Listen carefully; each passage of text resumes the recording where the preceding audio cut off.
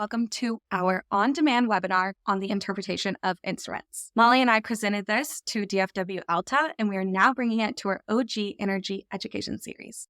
Molly Pila is head of litigation out of our Houston office, and my name is Isabel Huntsman, and I'm an associate also out of our Houston office. Today, we'll be discussing distinguishing mineral interests from royalty interests, overconveyancing and the Duhigg rule, the Pew Clause and retained acreage, fixed versus floating NPRIs, and we will also discuss four-corner approach and other canons of construction.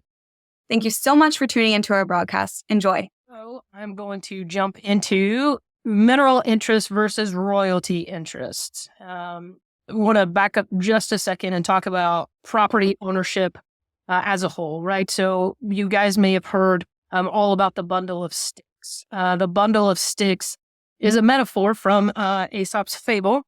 And two sons were fighting, as they do, and dad gave them a bundle of sticks and said, break the sticks. Well, neither one of them could break the entirety of the sticks. And then he takes one stick at a time and hands it to each of his sons and says, break it, and they very easily could. So the metaphor and the takeaway from this is that there's strength in unity. And the correlation, of course, is that there's weakness in disunity. Property law has taken this metaphor and really run with it and really latched onto it. So fee simple owners have the strongest rights. They have all of the sticks. You may have heard the ad shalom rule, which is the heaven to hell rule. For secular folks, there's from the core of the earth to the highest point of the sky. And so whatever metaphor you're comfortable with. But there are multiple sticks that can be given up. And one of those is the mineral estate. And the sticks that belong to the mineral estate are the right to develop the minerals, the exclusive right to enter into a lease, and the right to receive economic benefits from leasing. So royalties, bonus payments, rentals, delay payments, those types of things. Quick note here about the exclusive right to lease. With great power comes great responsibility. In exercising this right, the mineral estate owner gets to decide whether to lease and determines what the terms of the lease should be. But they have to do so in a very equitable manner, and this person is tasked with the duty of utmost fair dealing. So if there are non-exclusive owners as well, they can't get a master benefit for them and kind of leave the other folks out in the dust. They've got to, the goose gander rule. I'm big on metaphors and analogies. I think that's what this bundle of sticks speaks to me so much. But anyway, so with all of these great things to develop minerals and to lease and the economic benefits, however, mineral owners also bear the full costs of exploration and production, right? So money in, but you've got a lot of money going out as well. Royalty interest. This is a good gig if you can get it, guys. It's a non-possessory interest, and you don't have any leasing rights, but everything that you do get is free from production. So it's just you get to take a percentage off the top. So it's pretty fantastic. And I know you're thinking, great, Molly, why does this matter? Guys, here's why it matters. Because it dictates who's going to be in the lease. It dictates the allocation of the payments and the costs, and it dictates who gets to receive what money and how much and when, and who pays you or the lessors and everybody, or the lessees rather, and everybody else. A lease with the wrong entity doesn't help anybody. Confuse issues. It prolongs things. Fortunately for us, it drives litigation. It's good business for us, but not the point of what's trying to happen, right? So it's important to know why or who owns what and who needs to be included where. So let's see if we can provide some examples and give you guys some guidance, right? So how do you know if you've got a mineral interest? The easiest way to know is that it's labeled as a mineral interest, but of course some people can confuse that. And even though it's labeled a mineral interest, it may not actually be a mineral interest. But language that we're really looking for is in and under, or in and under that may be produced. That language reflects the rock formation underneath that then suggests either a reservation or a conveyance of the actual mineral interest. Also, there may be language that it's a cost-bearing interest, or they may go so far as to put the right to lease, the right to share in economic benefits, or the developmental right. And as you'll recall, those were the sticks that were assigned to the estate, the mineral estate owners in the previous slide. What do these actually look like? So here we've got some examples, and this is all of the oil and gas or other minerals, but not the surface estate, in and under that may be produced from the property. So that would implicate the mineral right. The second example we've got is the mineral estate with the language, it's reserving the in and under or in and underlying. Again, those suggest the actual rock that's involved, which is where oil and gas comes from. Royalty interest. How do we look at royalty interest? Again, the easiest way is if it says it's a royalty interest. The other language that we're looking for is produced and saved, or produced and saved and marketed. This level or this language suggests that it has come to the surface and it's being processed, it's being sold, it's being marketed, it's being distributed. And that doesn't have anything to do with the rock. That has once it's up to the surface.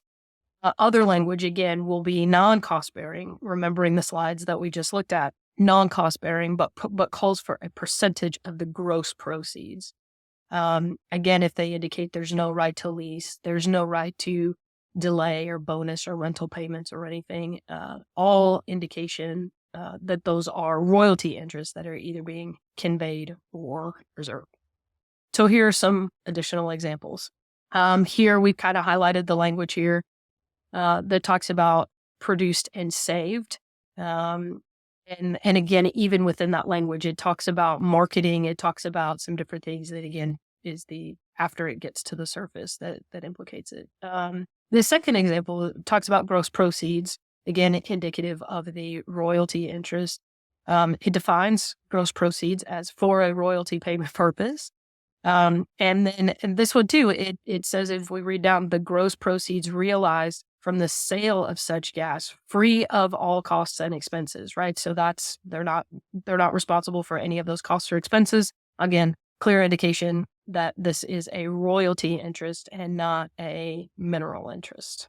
Best practice that we can kind of provide for you. Again, re-emphasizing if it's related to the rock, it's probably a mineral interest.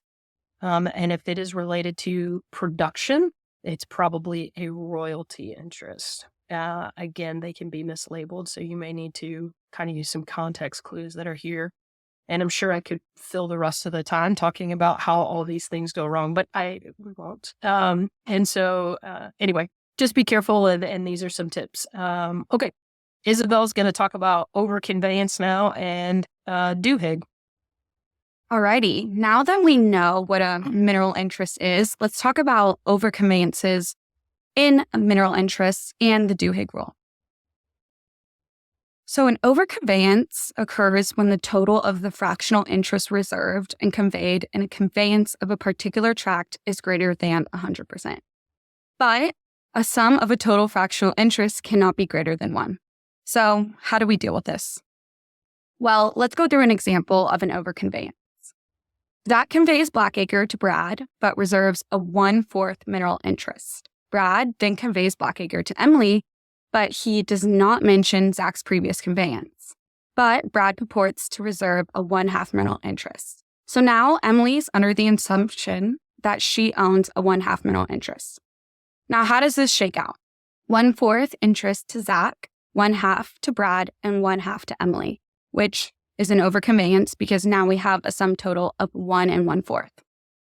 Thus, an overconveyance has occurred and the Duhigg rule must be applied. Now, the Duhigg rule states that where full effect cannot be given to both the interest granted and the interest reserved, priority will be given to the interest granted. Now, the Duhigg rule was ultimately developed by the Texas courts to deal with this issue of overconveyance because it started to become a big issue. Now, applying the Duhigg rule to our example, since Brad overconveyed, Brad has to pay the price. Our example will be rewritten to show that Zach still reserves that 1/4 mineral interest, but now Brad only gets 1/4 mineral interest because Emily was the grantee and she gets her full mineral interest. Now, this is an example of when a grantor has sufficient interest to satisfy the grantee's interest, which means that Emily was able to receive her full 1/2 mineral interest that she was granted to by Brad. Brad, our grantor, was the party that suffered. Now, let's go to an insufficient interest example. Applying our example a little differently, Zach conveys Blackacre to Brad, but Zach now reserves a 1/2 mineral interest. Brad then conveys Blackacre to Emily with no mention of Zach's previous conveyance, but he purports to reserve a 1/4 mineral interest. Thus, Emily is under the assumption that she gets 3/4 mineral interest. Now, the new equation looks like 1/2 mineral interest to Zach, a 1/4 mineral interest to Brad, and 3/4 mineral interest to Emily, which equals 1 and 1/2. Alrighty, applying the Duhigg rule once again, Brad gave Emily the impression that she received 3/4 mineral interest. Thus, because he only owned a 1/2 interest, as Zach reserved a 1/2 interest, Brad must give all of his 1/2 interest to Emily. But Emily comes up short of 4th mineral interest that she was originally granted. Now, Emily can choose in this situation to file a suit for breach of warranty and estoppel by deed for the remaining 1/4 interest that Brad warranted to Emily that he had. So this shows an example of when a grantor has insufficient interest to satisfy the grantee's interest. We want to note that it's important to know that the Duhigg rule only applies to conveyances made by warranty deed. And this is because the grantor in a warranty deed warrants that she has title. It does not apply to quitclaim deeds because while a grantor in a quitclaim deed does not warrant anything, but instead just merely conveys whatever interest she has. Going on to some examples on how we can draft around the Duhigg rule, we come to adding a subject to clause, making the interest conveyed subject to previous conveyances of record. So, for example, less, however, and subject to an undivided 1/2 interest in the oil, gas, and all other minerals. This verbiage will help to alleviate any over-conveyancing. Another example that we can use when we're drafting around Duhigg would be specifically referring to all of the interests previously reserved or conveyed. So, for example, in addition to the 1/4 mineral interest previously reserved by my predecessor entitled Zach, I reserve a 1/2 mineral interest to myself. Clear is cool. Okay, finally, you can include an intent in the reservation itself. I reserve a 1/2 mineral interest. My intent is to convey a 1/4 minerals interest, reserve 1/2 of the minerals for myself, and accept the 1/2 minerals interest held by my predecessor in title. By understanding the Duhigg rule in this situation, it can be easy to draft conveyances that avoid it, and that means we avoid litigation. And it's also easy to spot over conveyances when you're looking at the title itself. So whenever they pop up, you'll be ready to spot those. Now we're going to go on to the Pew Clause and retained acreage. Let's talk about how we can identify them again and give some real world examples, which has been the theme of the entire presentation. Okay. The Pew Clause provides that production from a pooled unit will not maintain a lease as to lands outside of that unit, or production will only maintain the lease on those pooled units, right? So with Pew Clause, the thing that we want to think about is pooled units. Now, a retained acreage clause doesn't have anything to do with pooling. It usually works in connection with a continuous development clause. So what happens is the retained acreage clause will release undeveloped lands outside of the acreage for the producing well at the end of the continuous development. That's why you'll see it typically with a continuous development clause. It typically works to divide up so that only a specified portion of the acreage is preserved by the lease. And we'll go through some examples that hopefully will help with that. Now, how do you know if it's retained and how much is retained and therefore what else you can lease? Well, we wish you luck, okay? They can be tricky to identify, because they vary so much. Some leases or conveyances will define it as a specific number of acres. Others will define it within the clause itself. It may be a proration unit. And at other times, it will be defined by the regulations that are set by whatever governing agency dictates for wherever the land is, right? So in Texas, the Railroad Commission is what we're talking about. Sorry, guys, I did it to you. I told you I wasn't going to put a lot of case law in here, but here's a little clip from the Texas Supreme Court because it just highlights why these can be tricky and so why it's difficult.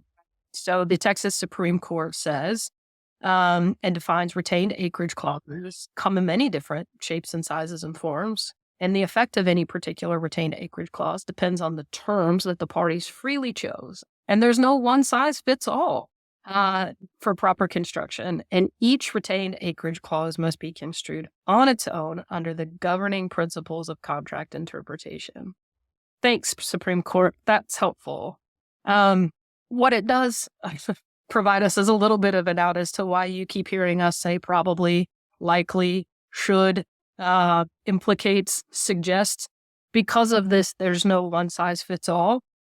We are doing the best as lawyers to take what the courts are giving us and applying it and hopefully helping you guys kind of navigate through these issues. But there's no one size fits all. There's no bulletproof. There's no 100%. I think what Isabel was talking about in the last one, to be like, I am specifically conveying what I think this is and retaining it, really goes a long way to help.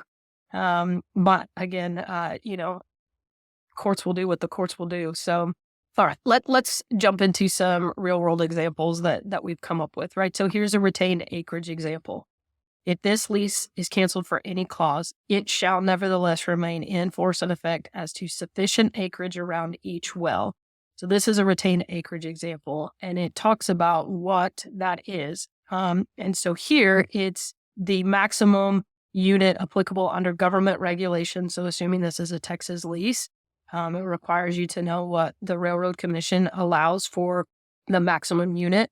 But in no case, no less than 40 acres, right? So then you've got to compare and contrast and make that evaluation and assessment relative to that. And then this one actually does have a pew clause at the end if the unit is pooled. But here's a pew clause example for us. So this provides that production from the pooled unit will not maintain the lease outside of the unit. And this is the language that you will typically see: acreage outside of the unit or in excess of the acreage when provided for development shall be released upon expiration. Okay, let's stick with pew clauses for just a little bit longer, right? Pew clauses, they can be vertical or horizontal. Team, I know it's almost lunchtime. Stick with me here for just a second. Vertical pew clauses, right? Vertical. But no, it's vertical. So it's the surface and it's the land above. And horizontal pew clauses go with the depths. It's just opposite, right? I wish I had a good reason or explanation. I don't. So just remember that it's backwards to everything that you've been taught about English language, common sense, and anything else. So it's just backwards. It happens all the time that courts mix these up, that they call them the wrong things and everything else. But it's the only way I can remember, and I've tried to rationalize it. I've tried to come up with reasons why it is this way, and I'm sure there probably are some, but I just remember if it's opposite, then I have it right. So horizontal pew clauses, they're the kind of ones that we will see here, right, that will talk about depths that lie below the deepest that are drilled, and different things. And then the vertical pew clause is like the example that we just saw that will talk about releasing acreage outside of a pooled unit. All right. We have got some real world examples here. Okay. So this is what we're looking at right now. We want to really focus in on owner one and what's going to happen with that. So at the end of the primary term, right? Assume that we have a pew clause for owner one. What's going to happen to owner one's land? Isabel, what happens? Well, if we have a pew clause, the pew clause will sever the pooled and unpooled acreage. So if the lessee would like to keep the full lease in force to cover that unpooled acreage, the lessee must either pay delay rentals or drill a well pursuant to the terms of the lease. But basically, if they don't do that, all of the white portion will be released and only that small blue corner will stay in effect. Yeah. So I'm going to try to get my laser pointer out here. And here we go. So this teensy little section right here will remain under a lease if there's a pew clause. All of this all of this gets released. What's the benefit of this being released? Well, the benefit would be that the owners of the mineral interest can now go and lease that acreage to a different person and make more money. That's it.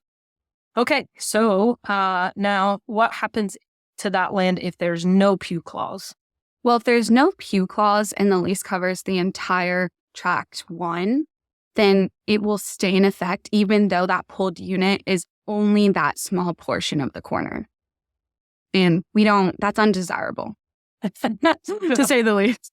So going back to this, so if there's no pew clause, this tiny section of pooled land will hold the lease and maintain the lease for the entirety of this tract, probably to one's detriment, because as Isabel said, with the pew clause, they could go, if there were a pew clause, they could go and lease with other folks for other portions of this land.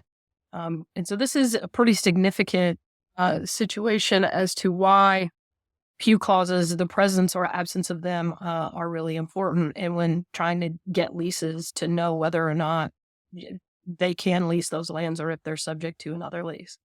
Now, quickly, let's talk about pooling. Well, does it make sense to pool? Why would anybody want to pool these types of things? Well, I think this diagram here is a really good graphic as to why, particularly for one, the owner of Tract 1, why it's a great deal to pool. And it's because they have a very small portion, but they are now in that unit and they get access to all of the production that comes out of what happens on 2 and 4 and everything else. And so having a small portion of it now get you into bigger portions of royalties and everything else. And so that is the benefit of pooling. And of course, there can be some cons on the other side, but this is just a good opportunity to show it as to why pooling can be beneficial. Okay, so that is stick with me, vertical pew clause. It still doesn't make any sense to me. All right,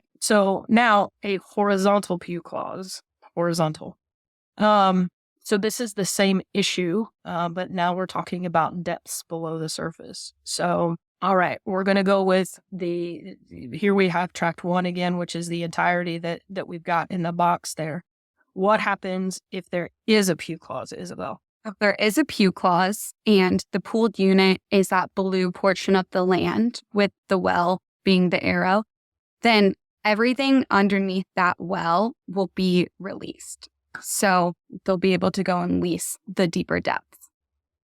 Should that be prudent in all of these other things? But there's at least the opportunity. Right. You get the opportunity. There it is. Okay. And then if there's no pew clause, what happens?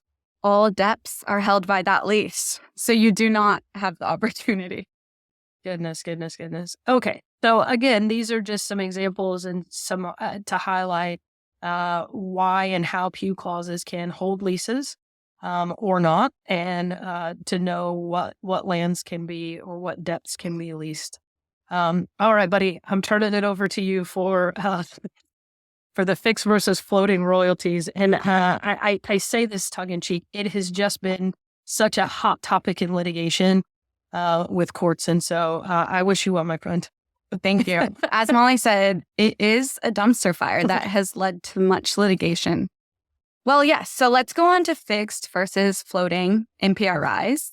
But first, let's talk about what a non-participating royalty interest actually is. So a non-participating royalty interest, much known as the NPRI, is an expense-free royalty that only receives royalties and does not receive any of the other rights. So they don't participate in executive rights or receive bonus or delay rentals, all that good stuff. And a non-participating royalty is carved out of the landowner's royalty. So that prefix non-participating indicates that the interest doesn't share in those rights that we talked about, such as bonus or delay rentals. Now, an NPRI can be fixed or floating. What is that defined as? A fixed NPRI entitles the owner to the specified fractional amount stated in the deed and remains constant regardless of the amount of royalty contained in a subsequently negotiated oil and gas lease. So it's independent of the size of royalty provided in the lease. Now, a floating NPRI is a fraction of the royalty provided in the lease. And this type of royalty is multiplied by the lessor's royalty provided in the lease, which can fluctuate from lease to lease. And that fluctuation has actually led to all this litigation. NPRIs weren't such a terrible issue whenever the classic royalty was a 1/8. But as royalties have grown and we're up to maybe 20%, people are not getting the money that they thought they would. So, which has led to this issue.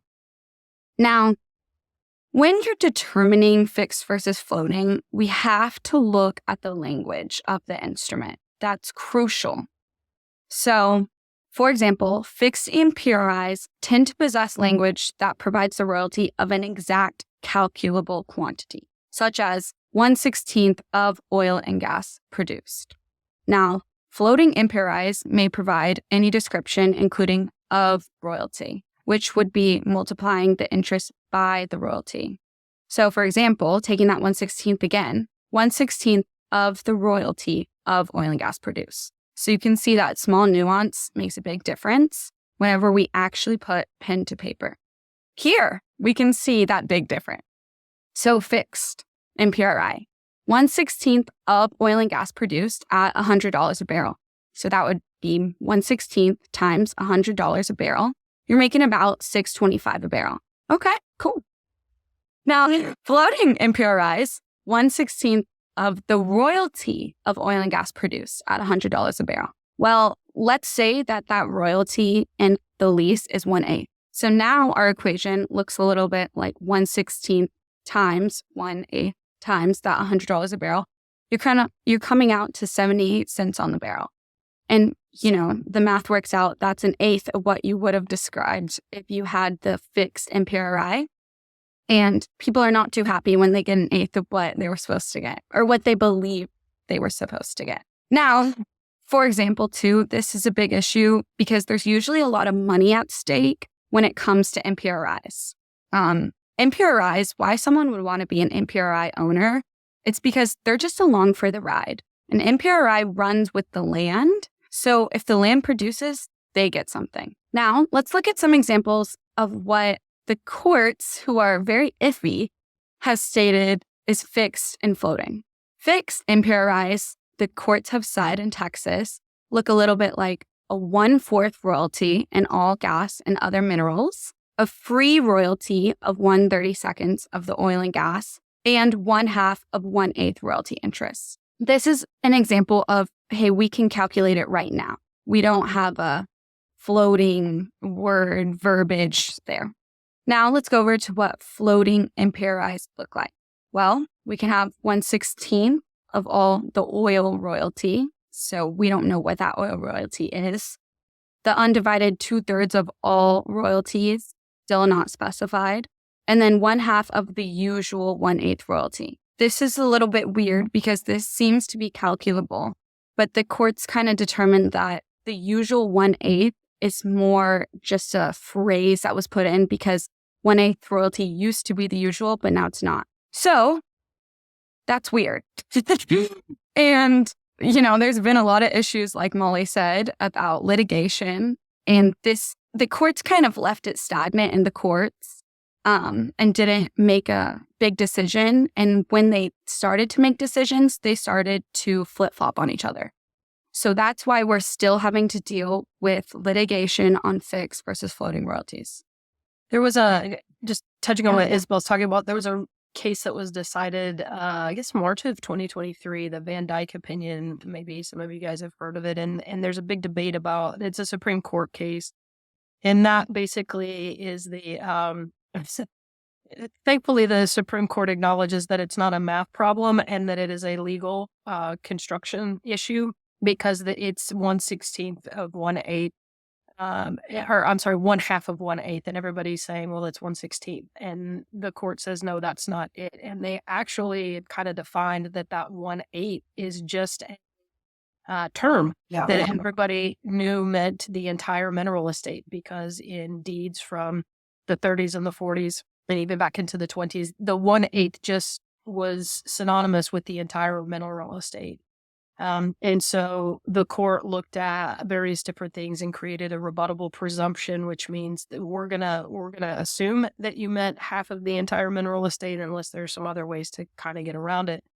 And in doing so, the court really looked at the entirety of the document, which takes us into our next and kind of final topic of the area here about these canons of construction and what the courts are doing and how they're interpreting all of these things and coming to these conclusions that seemingly may be inconsistent or may be different or anything. But again, remember what the Supreme Court told us in Endeavor of that with the retained acreage clauses is that these have to be determined on a case-by-case basis, which again, awesome for us because it gives as lawyers, because it gives us, lots of areas and lots of ways to, construe these things and make the arguments about it, but very difficult for operators, landowners, for anybody to know with any certainty what it is that they're getting, what it is they're supposed to pay, how it is that they're supposed to do it. But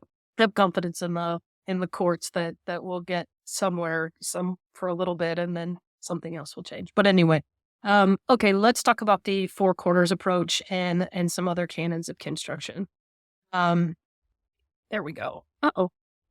I went the wrong way. Thanks, Isabel. There we go.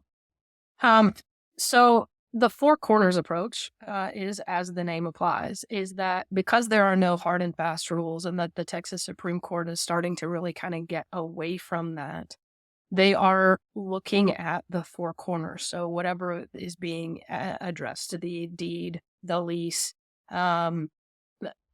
will, last will and testament, any of that. But they're looking at all four corners of that to see if they can harmonize what it means. And so they're reading the entirety of it, and they're not isolating any specific clause, but rather trying to look at the whole thing to see if they can determine what the parties actually intended. And that's kind of the crux of this whole thing, is what is it that the parties are actually trying to do, and what are they actually trying to convey or reserve or whatever it may be, because the court wants to give honor to that and wants to respect that. Look, it's a very free contract state, particularly with oil and gas. The courts are very interested in Texas as a whole as to get oil and gas and the minerals out of the ground. But they want to be mindful that, the folks that are landowners and different things should be compensated for that. And so they're really trying to reconcile how it is that they can do that and really get to what the parties mean. And of course, it's difficult because you're dealing with documents that date from a long time ago, and most of those people have, God bless, deceased, and so we can't just ask them, "Hey, what did you mean?" So, and it comes up with all types of issues, right? You can see it with conveyances, you can see it with definition of terms, you can see it reservations and depth issues and all this kind of stuff. And so, it's really interesting because, like how Isabel was talking about with the Duhigg, and like, well, what is being reserved and what is being conveyed, and what are we trying to do to come to that conclusion and honor what it is that the party's meant to do. And so again, they're looking at the four corners, but it's very critical that it has to be within the four corners. It's just within the four corners. Courts will not allow parties to introduce evidence of, I've known Isabel, and every time Isabel says 1/8, she means the entire mineral estate. Well, that's not going to work. Or, don't worry, I talked to Dad and he told me for sure that I was going to get this when he died. Like that type of evidence and information doesn't get to come in to interpret what these deeds and conveyances and reservations mean. It's called parole evidence, and they won't do it. It's got to be, so, a long story longer, in the 4 corners of the document. So, fun fact, other jurisdictions are abandoning this approach altogether. So that, again, keeps us on our toes for those of us that practice in multiple areas. New Mexico has said, no, thank you. We don't care for this approach. So what are some other things? The greatest estate canon sounds like something from Gone with the Wind, or something from an old movie.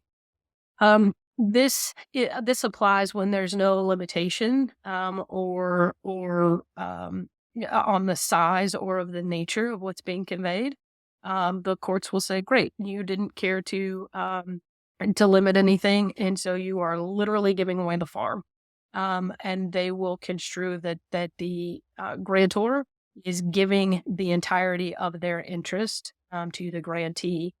Because there's no limitation and there's no way for them to decide anything else. Really, the thing to kind of remember too is he who drafts this is kind of burdened with a greater responsibility to be clear in what is happening. And drafters, the courts have typically been more critical of the person that drafts the contract, the deed, conveyance, whatever, as opposed to the person that signs it. In that you get first crack at it. So be specific and be clear. I really personally like the second one, is the literal interpretation one. I'm a big believer in say what you mean and mean what you say. So I like this one a lot, is that we are literally going to look at the words on the page and provide their literal meaning. And I don't mean it like literally I almost died yesterday, because that's not literally. This is actual literally. This is the actual words given their actual meaning to convey it. You can obviously see problems with this, and that sometimes, and a lot of times, folks that aren't lawyers or super knowledgeable about how these industries and deeds and everything work, it can cause some problems, particularly if you're recycling old, unclear deeds or conveyances, which we see all the time and it happens all of the time. Can really create some issues and some difficulties here. But in absence of anything else, the words are given their literal meanings. And then another one that we see very frequently is the in sequence canon. And that is that they will look to see what you gave away before what you kept. So they will figure out what it is that you were trying to convey to somebody else, and then deal with what you get kind of on the back end. And I think we saw a lot of that with the Duhigg, in those examples, that Brad, as the one that was conveying that which he didn't have, ultimately paid the most price for that. Zach's interests were protected, and Emily got whatever she could get, depending on if there were sufficient or insufficient coverage as far as that goes. But the courts were more concerned about what Brad was conveying as more so than what he got to keep. And the answer is that these aren't taken separately. They're not taken. Courts apply all of these at the same time while trying to figure out within the 4 corner Texas courts. I will look at all of this and apply these all together and try to come up with what they think is the best answer. And I use the term best loosely because I don't, for whom I'm not sure. But I attended a conference recently and they did a case law update, and I'm going to mess this up, I assure you. But there was an entire decision from the Texas Supreme Court, and it broke down of whether or not it was a subjective verb or a predicate verb. And I may be using those incorrectly because they're terms I haven't heard since the 8th grade, because we haven't dissected the English language that minutely since that time, since I was in the 8th grade. And so courts are being very, very diligent and looking really deeply into the words that are there and applying these canons and trying to figure out what it is the parties intended and what it is that they're trying to do. The other thing that's not on the slide that kind of comes into play too is that the courts are looking at is how have the parties been behaving. What have they been doing? And in that Van Dyke opinion that I mentioned about the legal problem and not a math problem and 1/2 of the 1/8. That was a consideration by the court is what have the parties been doing? How have they been acting? How have they been paying this over the course of this time, which can be indicative in, of intention, obviously, as to what is happening. But yeah, I mean, it's a little bit of a minefield, guys. I mean, I wish you luck in, in all of these things. And this is just kind of the best practice and kind of ideas. And hopefully some of this explains why when you talk to lawyers and you want a yes or no answer, and we always say, it depends. You can kind of have a little bit of. I'll do. If I could add one thing about the Duhigg rule, we take into account these canons of construction. The Texas court has taken it and developed the Duhigg rule, but there's pros and cons with it. So we have less litigation because we have certainty as to who gets that. But a lot of times the intent of the grantors or parties is frustrated. So while this can be great, creating a hard and fast rule, it does frustrate the intent of the parties sometimes, which is no good. That's right. Okay. I have a question for you. Yeah. If you don't mind, these are some questions that we typically get asked, but you were talking about the non-participating royalty interests. Like, how does it relate to the leases? Yeah. So non-participating royalty interests, they can be perpetual or they can be limited in time. And like we talked about, the NPRI is carved out of the royalty interest. And it's important to note that NPRIs do not relate to a particular lease. So when they relate to leases, they can change from lease to lease. So which means that they don't end when the lease ends. They continue on, like we talked about, they run with the land. Again, they're along for the ride. So they're along for the ride. Great. I would like to be along for the ride.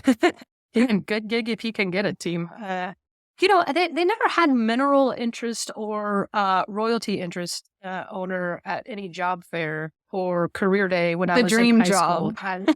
I feel like this is you could put it in there. All right. And then is there any point, speaking of the non-participating royalty interest, where it really became an issue? Like I talked about a little bit earlier, 1980s, everyone kind of still had the 1/8, the usual 1/8.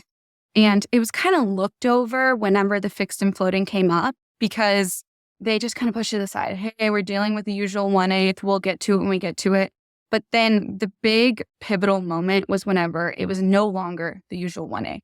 We're dealing with, 25% royalty sometimes, which can make a huge, huge difference when it gets down to, like we said, the pen and paper. How much am I taking on $100 on the barrel? Yeah, that's it. Okay, guys. Well, we've got just about a few minutes left, but we're happy to give this time back to you. This is our information here. We're happy. Email us any questions that you may have. I think that you'll get a copy of the presentation. And if it is clear as mud, feel free to reach out to either Isabella or myself. Like, we're very happy to answer any questions as best we can for you. Or if you'd like a little bit of a deeper dive on any of these issues, then we certainly are happy to provide that for you. But we appreciate your time here today. And thank you for your attention. And I guess that's it. Do you have anything? Thank you. No, it's great. Hopefully, nothing's clear. So hopefully we tried to do as best as we could. That's it. All right, guys. Have a great rest of your day, and we'll get you to lunch a little bit early.